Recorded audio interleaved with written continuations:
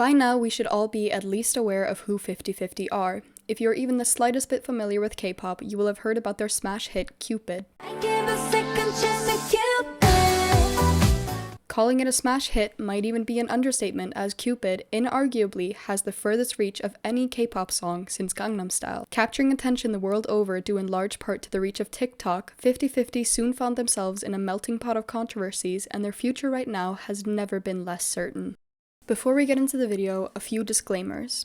First of all, this is a new video series I'm starting called What Went Wrong. The series will focus largely on subjective reasons and less on objective facts. The objective facts will be mentioned, but this series is not meant to be an objective analysis of the situation. If you came here for an objective dissection that lets both sides have a say, you will not find it. Secondly, I, as well as most orbits and people with a heart, stand with 50/50 and its members Aran, Shio, Kina, and Sena. However, the details of their behind-the-scenes situation are far too heavy for this video, and I will cover them more in depth in another series that will be announced later. Currently, more and more details are being revealed, and I do not feel comfortable speaking on those until we have the full picture. Thirdly, I do reserve the right to remove any and all comments made in bad faith. I reserve the right to report and block repeat offenders, and I shouldn't even have to state this, but too many people hide behind the anonymity of the internet to be awful, and I won't let my channel be a platform for those people. I hope this last disclaimer will not be undermined by the topic of the video, but it is necessary to spread awareness. There is currently a humanitarian crisis and attempted genocide in the occupied territory of Gaza and the West Bank. I'm sure all of you have seen or heard about it by now. I made a statement before, but it's hard to determine how many people may have seen that. I want to encourage all of you watching this right now to keep spreading Palestinian stories, experiences, and most importantly, use your platform, however small or big it may be, to stand up for what's right. This is not an equal conflict. This is not a conflict at all. We are not immune to propaganda, but we can fight it, and we can fight for Palestinian freedom. But not only in Palestine, in Sudan as well, they are suffering the displacement and humanitarian crises of war. In Congo, over 5 million deaths have been caused by Rwandan and Ugandan invasions for their natural resources. In Haiti, in Yemen, we have heard of their humanitarian crises for most of my life at least. Hawaii and Puerto Rico are unwilling territories of the US. While we spread awareness of the mistreatment faced by idols, we cannot forget to spread awareness of the humanitarian crises of our lifetimes. I wish we lived in a world where we didn't have to, but while we do, there is nothing more powerful than your voice. These are not equivocal situations in the slightest, but if you can have empathy for your idols, then you can stand up for human rights. I'm sorry this statement took me so long.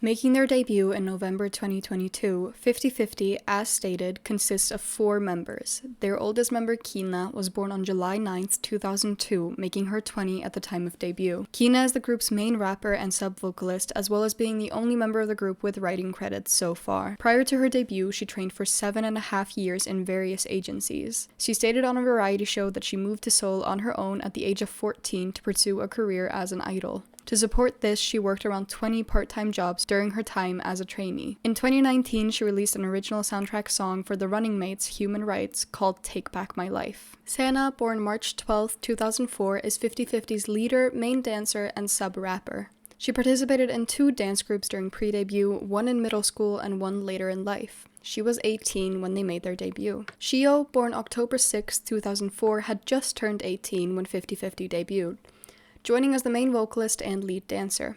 Only a few days younger, Aran, born October 11, 2004, had also just turned 18 when the group debuted. Aran lent the voice color to the group that they have since become known for, and she was the last member to join as a lead vocalist, lead rapper, and the youngest member. All 4 of the members dropped out of high school to pursue their dreams of becoming idols, though Sena has gotten her GED. On November 14th, 2022, 50/50 released their song Lovin' Me, featuring members Shio and Sena as a pre-debut release, complete with a music video. The next day, a performance video for their song Login was released, showcasing their versatility. It wasn't until their proper debut with Higher and its accompanying mini-album The 50 on November 18th that they began to draw the attention of K-pop fans. The 50 is a critically acclaimed album. Korean review site IZM gave it its highest rating for a girl group album to date with 4.5 out of 5 stars, said all songs are worth a listen, and praised the vocal tones of the members. 50/50 for sure seemed slated for further success, with international K-pop fans slowly but surely picking up on the group's potential. The album also featured B-side Tell Me, a unit between Kina and Aran. The Twitter account NuguPromoter, who you can also find on various social media platforms such as TikTok and YouTube, was instrumental in bringing this group to the attention of international fans. As the name suggests, NuguPromoter focuses on giving a platform to underrated and unknown K-pop artists with a focus on gender minorities. Obviously, in a conservative country such as South Korea, that mainly means women, but they also promote genderqueer artists such as QIX, with a system of graduation once artists hit a certain level of success. Many artists have made brief stops on the account's list of promoted artists, such as Stacy, while others graduate and quickly return, such as Secret Number and Brave Girls, but I'll get into that a bit later. Surrounding 50/50's debut were prominent claims from their CEO of his deep investment into the group, starting with the story of him selling his Rolex watch to fund it. Quickly, the story of selling his or a manager's car joined as 50/50 began the promotional cycle for their first comeback, Cupid. Nobody could predict the heights Cupid would take them to, but beyond that, nobody could predict the messy web its success would eventually reveal. After Higher gained attention on TikTok and other social medias, 50/50's fans were determined to try their luck again. It took a hot minute, but a sped-up version of the pre-chorus quickly became a trend on the platform, joining songs such as Lady Gaga's Bloody Mary. Its success was owed to simply being a good pop song. Along with the 4-membered Korean version of the song was an English version featuring only Shio and Aran, meaning the rap break in the bridge was replaced by an instrumental break. This version is called the twin version since it only has 2 out of the 4 members and is near identical to the original but not quite the same. As this version of the song was essentially a vocal unit, 50/50 assured fans that Kina and Sena would get their own unit song soon enough. The song took off on TikTok, and before anybody knew it, the song was no longer being attached to trends to gain attention, it was being used to boost videos in the algorithm. Cooking videos, edits, story times, funny compilations, anything people wanted to get a bigger push, Cupid would be attached to it. It didn't matter if it was the sped-up version, the twin version, the original Korean version, Cupid took over the platform in a way no K-pop song before it had. In fact, the song was more comparable to the likes of Megan Thee Stallion's Savage, Doja Cat's Say So, and the countless trendy songs that pushed themselves to the top of the charts thanks to TikTok's exposure. This put 50/50 in quite a unique position of being able to expand their promotions into the Western music market early on in their careers, and it wasn't long before international agencies began approaching them. Warner Music Group was eventually able to secure the deal, bringing with it the weight of their global reach. They signed the deal on April 25th, 2023, and quickly took over all international promotions for the song and the group. Fans began to question why the aforementioned NuguPromoter accounts were still talking about 50/50 when they had clearly surpassed the qualifications to graduate. However, that is when things would take a turn for the worst. After the deal went through, on May 2nd, Attrakt announced that Aran had undergone surgery, and as a result, the entire group would go on hiatus. On the surface, this was appreciated by fans, as it is practically unheard of that a company will let the entire group go on hiatus for one member's medical issues. However, it also made sense, as Aran was one of 2 members on the English version of the song and took on a lot of the singing in a majority of their songs as the lead vocal. Promoting without her seemed like a non-starter, especially in the US. The announcement also revealed that this medical condition had existed since before Cupid's release 2 months earlier and had deteriorated to this point. As previously stated, I won't go into too much detail in this video, but rest assured I will elaborate on this surgery a bit more later. On May 25th, it was announced that 50/50 would be part of the Barbie movie soundtrack, one of the most anticipated films of the year.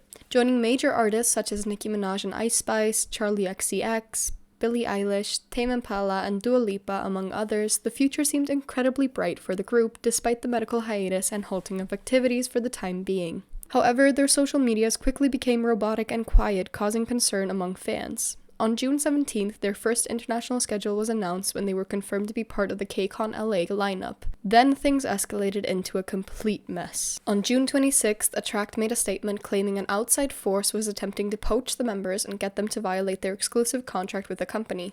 Their CEO began making statements to the media about prioritizing the members' health, and in doing so revealed the details of Aran's surgery to be a gallbladder surgery. Beyond just a minor surgery, however, he revealed that it was gallbladder removal, which is very invasive and tends to be a last resort. Depending on the type of surgery, the recovery time varies. However, idle activities are more strenuous than most normal activities, so a longer recovery should always have been expected. The same day, CEO John revealed that he knew the third party had talked to Warner Music Korea and did anything but straight up accuse the company of being behind the alleged poaching. The next day, a post went up on 50/50's fan cafe asking if it should be deleted, which confused fans immensely. The post was deleted quickly and Attrakt claimed the fan cafe had been hacked. On the 27th, Warner Music vehemently denied any and all claims that they were involved with an attempted poaching of the 50/50 members and expressed offense at the implication. Attrakt quickly walked back their accusation on the 28th and stated to the media that they would be having a discussion with Warner Music Korea and denied ever claiming they were the third party. Also on the 27th, Attrakt announced they would be suing The Givers, a production and management company that had been in charge of managing the 50/50 members, training them, selecting them, choosing their songs, basically anything to do with the actual business of managing a K-pop group was their responsibility. Attrakt claimed that The Givers had bought the rights to Cupid behind their back, using Attrakt's money while hoarding all the revenue. Around the same time, fans discovered CEO John's history with the boy group Hotshot and how he and his company, Star Crew Entertainment, had run them into the ground just as they were starting to pick up steam more than once. In the middle of all of this, the release of Barbie Dreams, their song for the Barbie soundtrack with Kali, was lost in the commotion, and Jeff Benjamin from Billboard was the one who announced its release date, not the company. On June 28th, it came out that 50/50 had filed a lawsuit against Attrakt to terminate their exclusive contract due to breach of trust, violating the terms of the contract, and the announcement of private medical information. Having filed on the 19th, the statement from 50/50's lawyers clarified that the members were not being influenced by any third party and had come to this decision themselves. The lawsuit also mentioned a lack of financial transparency, which we'll get into in a little bit. Also clarified was the fact that the non-consensual reveal of medical information was tacked onto the previous breach of trust clause as the lawsuit predated the actual reveal. On June 29th, the Givers made their own statement denying any and all accusations, clarifying that they had handed over all domestic management to Attrakt on May 31st and announced their intention to countersue Attrakt for defamation. This is where CEO John's history of being complicit in abuse and mismanagement began to come to light. As many netizens sided with Attrakt due to the uneven stream of information coming out, his past in the industry was revealed slowly. Fans of 50/50 discovered a past interview of his where he described himself as having a prickly personality and that he was unafraid of telling his trainees and idols disparaging comments such as lose weight and work on your singing. A report also came out linking him to the case of Sharp, a first-generation co-ed group whose downfall was caused by in-group bullying. You can find a pretty detailed video in both the description and at the top of the video. The article was written by a reporter who had been working overtime putting out articles that shed a positive light on CEO John and who was also linked to the destruction of idol Soojin's career. The article claimed that CEO John had actually been the manager who exposed the Sharp bullying case on live TV when the alleged victim actual bully held a press conference. Not being able to hold his tongue anymore, he revealed that she had in fact been brutally bullying her fellow member, even getting her mother in on the physical abuse since her parents had funded the group and she never wanted the other member to join. The case is a bit convoluted and not what we're here to talk about, but I recommend looking into it. As it turns out, CEO John was not, in fact, the manager who stood up for the victim, although he was involved with the case. As part of his early years in the industry, he had worked for Sharp's company and indeed took part in a press conference related to the scandal. However, he did not stand up for the victim, rather he actively took part in the smear campaign against her as he was part of the company's PR team. The press conference he was part of was the one where the company announced the disbandment of the group with no acknowledgement of the bullying, with CEO John himself reading the press statement. By now, 50/50's fans began to doubt all of the claims that had been coming out from the CEO, such as how the group was funded, his involvement in their mistreatment, and his past history of mismanagement. On the other hand, netizens doubled down in their support of the CEO against the members due to a smear campaign painting the girls as greedy individuals who not only took advantage of a kind-hearted CEO, but as people who didn't understand the system of idol settlements and thought one viral hit would be enough to pay back their debts. Reports started coming out claiming the company had spent 8 billion won on viral marketing alone, which netizens were eager to believe. No way this girl group could come out of nowhere and overtake records and achievements set by long-standing massive groups such as BTS and Blackpink. However, fans accurately pointed out that Cupid's virality was coincidental and stemmed from a fan edit taking off, meaning Attrakt shouldn't have needed to invest anything into so-called viral marketing. A bit of a side note, but this kind of viral marketing that you can pay for most often comes in the form of paying influencers, such as the D'Amelios, to dance to the song in an effort to make the dance challenge a trend that carries over into mainstream radio play, or to have the song in the background when they do something else, etc. However, Cupid did not go viral for its dance. It did not go viral for being used by popular creators. It went viral because it's a good song that's algorithm friendly. More people would watch videos that featured the song, so they would recommend those videos to more viewers, meaning more creators would use it to boost their content.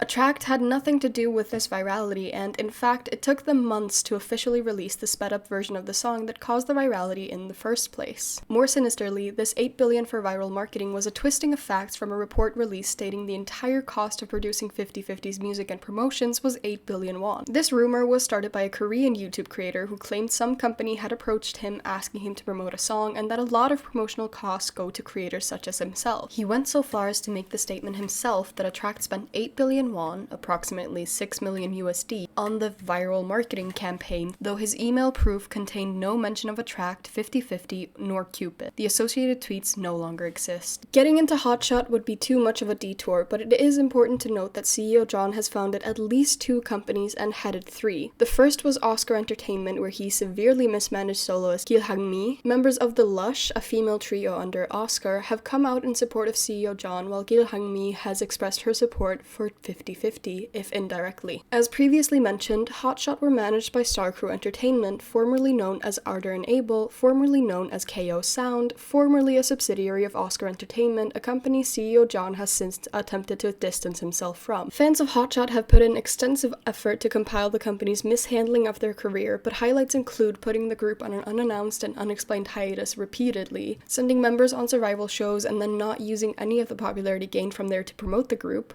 forcing them to live in cramped dorms with several bunk beds in one small room, and the eerily familiar post asking if their fan cafe should be deleted, which the company later claims was the result of hacking. Star Crew plays an important role in the story, as it has been confirmed that, prior to the establishment of Attrakt, the 50/50 members were under Star Crew as trainees. Sometime in 2021, they signed an agreement to move from Star Crew to Attrakt. When they initially filed a lawsuit, 50/50 and their legal representative raised concerns about their financial statements. First, that Attrakt refused to let them see them, despite the law requiring they be available to them, then that the numbers presented were wrong, as it stated their music revenue to be 0, and finally that their earnings were going straight into paying off Star Crew's debt. To absolve themselves of the guilt of these statements, Attrakt claims it was actually employees of The Givers who compiled and provided these reports.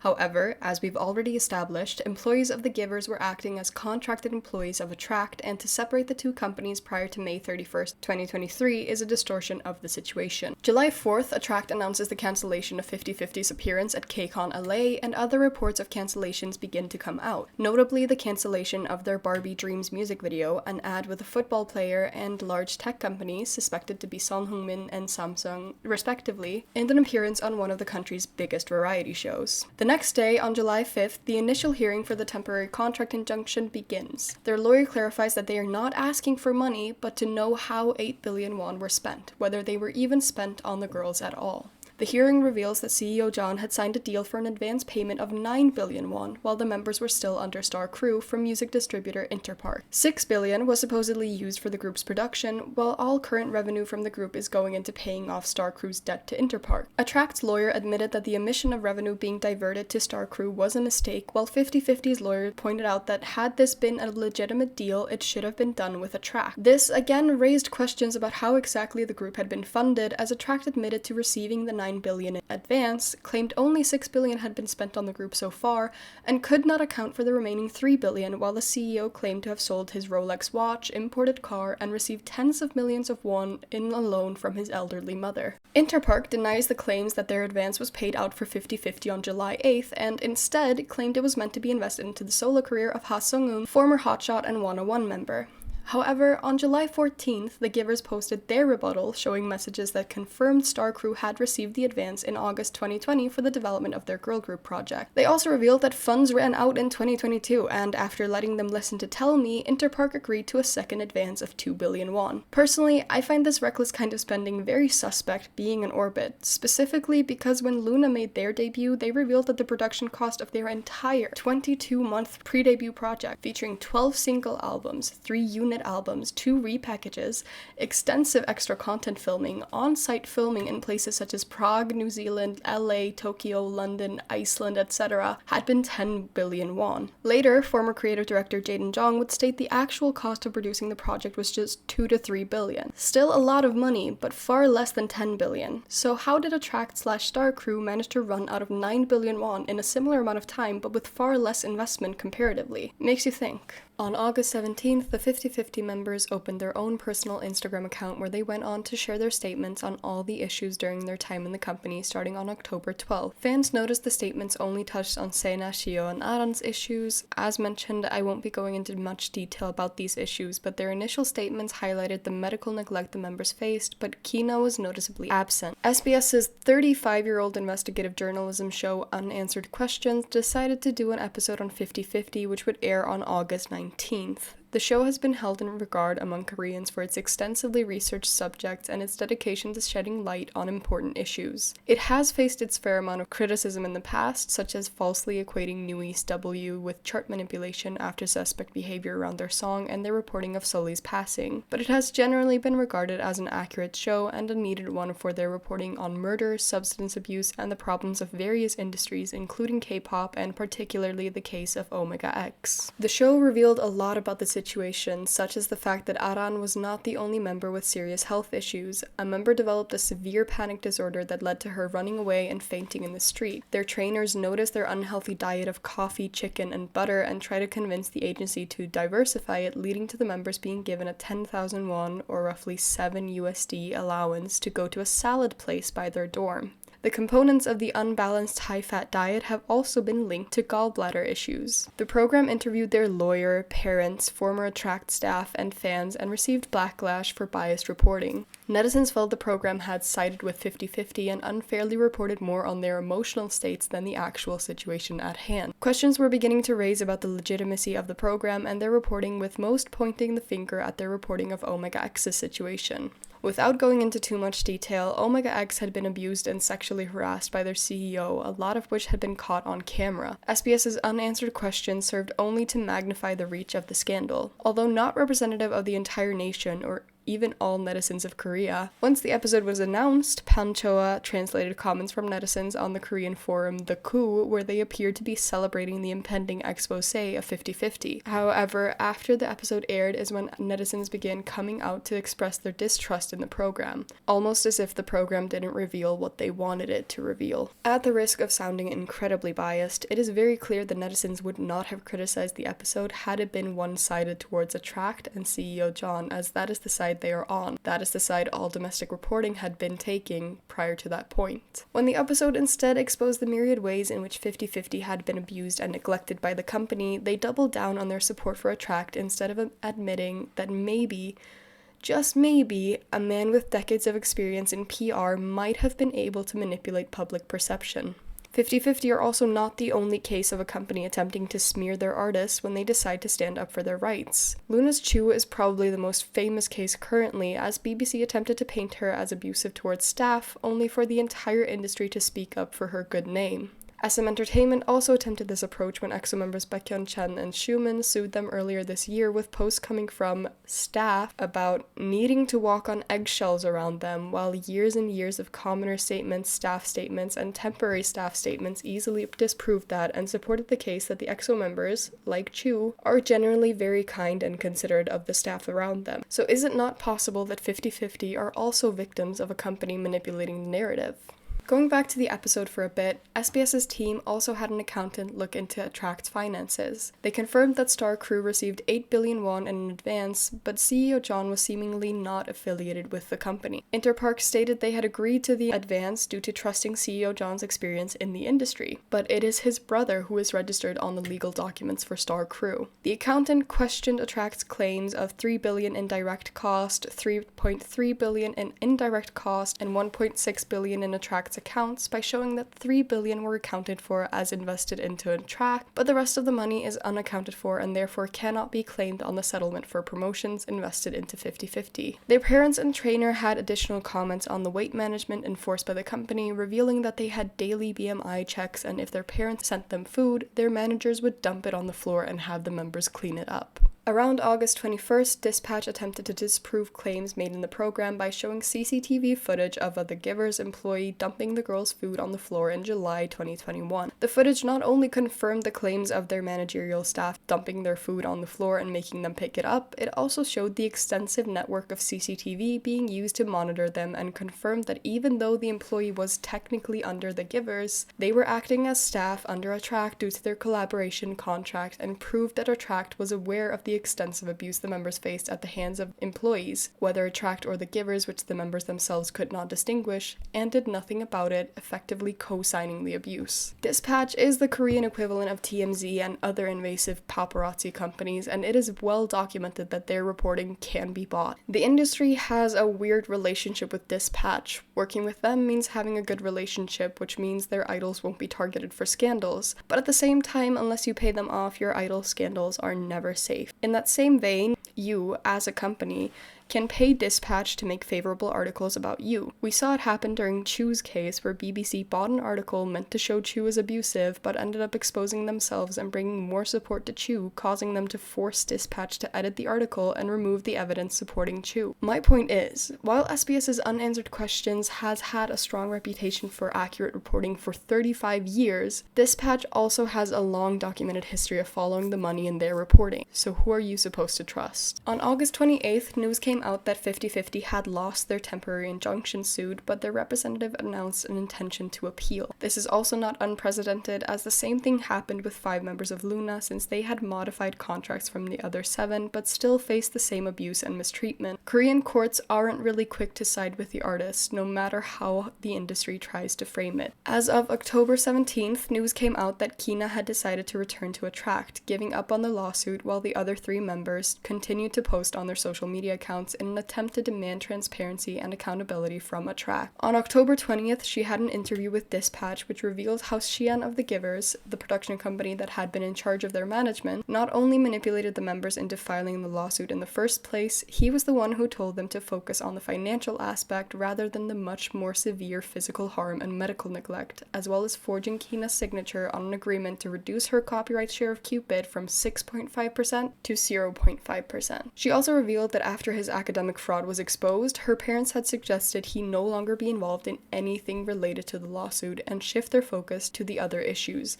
which might explain the sudden 180 turn in 50/50's legal strategy, where they opened their own Instagram and began exposing the various wrongdoings of Attrakt and the Givers. Kina's interview also included her confirming that while Xian had been a major factor in pushing them towards a lawsuit, the girls are continuing to fight of their own accord, and she did not deny any of their claims about the company and its wrongdoings. Her decision to return was surely not an easy one, but it is clear she does not condemn the other members for continuing in their fight. This is the same girl who worked 20 part-time jobs since the age of 14 to follow her dreams. News came out on October 23rd that Seina, Shio, and Aron's official contracts with Attrakt had been terminated. Later clarification revealed that they were terminated as of October 19th, leading to their attorney not submitting statements regarding their appeal for a temporary injunction, as that suit was no longer relevant. They would be focusing their attention to the lawsuit and charges filed against Attrakt and CEO Jung Hong-joon. Since then, Attrakt has announced that Kina will be attending the BBMAs, where 50/50 have received several nominations as a group and for Cupid specifically. They also announced that 50/50 will be reformed with new members and Kina. Attrakt also confirmed their collaboration with JTBC to launch a survival show to form a new girl group using the success of 50/50 and Cupid as their main promotional tactic. A reminder just really quickly that it was actually the Givers who were responsible for training, selecting, and managing the members, as well as being the creative directors and executive producers, and even just producers for their songs. In short, despite being the company behind them,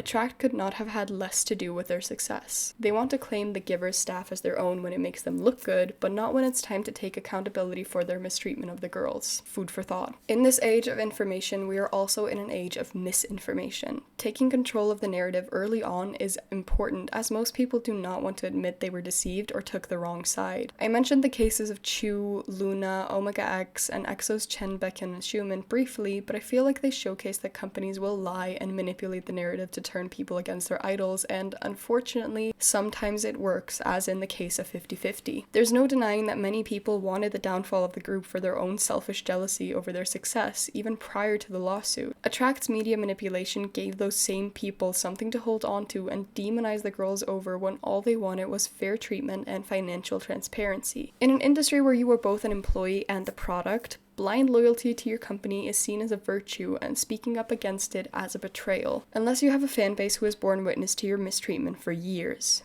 It is then hard to understand why idols would go through horrific training conditions, mental and physical abuse at the hands of their company, all for the dream of one day debuting just to throw it away in the hopes of a quick buck. So why is it so many people are willing to believe that is exactly the case with 50/50? The narrative already changed to side with Chu, with Luna, with EXO, and Omega X. But will 50/50's truth ever be accepted, or will they go down in history as yet another group sacrificed at the altar of their CEO's ego? This has been a long one, a confusing one, but most importantly a difficult one to cover, but I hope we can all come out of this with a somewhat better sense of what went wrong in the case of 50/50. I know I will continue to support all 4 of the girls, but I will not support 50/50 2.0 or the girl group survival show. There is currently an ongoing boycott of 50/50 and Attrakt, and I would encourage all of you to show solidarity by refusing to stream their YouTube content and music on various platforms. That includes re-uploads on YouTube in the form of lyric videos and the Attrakt run social medias. Throughout all of this, NuguPromoter have steadfastly supported the girls and given their side a platform, even as people criticized them for not graduating them as the success of Cupid became meteoric. For that, and for their continued support of underrated groups and artists, I want to extend my thanks to the admins and encourage all of you to support them on your social media of choice. You can find a list of my sources in the description, as well as the member-run Twitter and Instagram accounts. My video isn't perfect by any means. I did start to go insane a little by the end there, and any missed information was either unintentional or I just didn't find it relevant to the topic of this video specifically. My opinion, after all the different sources I had to read and compile and reread and find again and lose completely just to find another similar one, etc., is that both Attrakt and the Givers are in the wrong, and both sides took advantage of the 50/50 members for their own selfish benefit. I cannot place any blame on the girls for the crime of trusting someone to have their best interest in mind, because that, in my opinion, is the extent of their wrongdoing. If we demonize people for wrongfully trusting someone, we go down a slippery slope of destroying all sense of community with one another. So again, I do not think the members were wrong for just trusting Xian. I do not think Kina is wrong for trusting CEO John. I think both Xian and CEO John are wrong for abusing that trust to manipulate and mistreat a group of young girls trying to pursue their dream of becoming singers. And companies need to start paying their idols monthly wages already. How many more cases of hidden funds and expenses will we have to go through before that becomes an industry standard?